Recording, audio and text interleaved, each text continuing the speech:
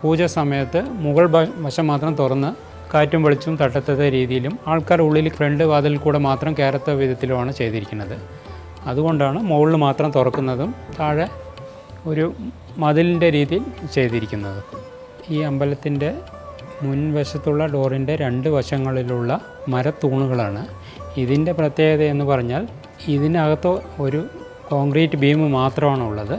അതിന് ചുറ്റും നമ്മൾ പലകയിലും ബീഡിങ്ങിലും ഡിസൈൻ ചെയ്ത് വളരെ ഭംഗിയാക്കിയിട്ട് എടുത്ത ഒരു പില്ലറാണ്.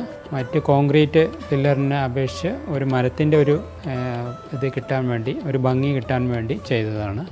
ഇത് നല്ല 12 അടി ഉയരവും 3 അടി വ്യാസം വലിപ്പമുള്ള പില്ലറാണ്.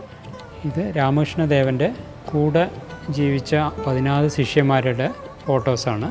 സാധാരണ ഒരു ഫോട്ടോ ഫ്രെയിം മാതിരി ചെയ്യാനാണ് ആദ്യം ഉദ്ദേശിച്ചത്. കുറേ ഡിസൈനും അതും എല്ലാം കണ്ട് തീരുമാനിച്ചപ്പോൾ അതൊരു പൂജാ മണ്ഡപത്തിൻ്റെ മുഖപ്പ് മാതിരിയായി. ഇതിൽ പൂക്കൾ തൂക്കിയിടാനും താഴെ പൂക്കളും വിളക്കും വയ്ക്കുന്ന പാകത്തിനാണ് ഇത് ചെയ്തിരിക്കുന്നത്.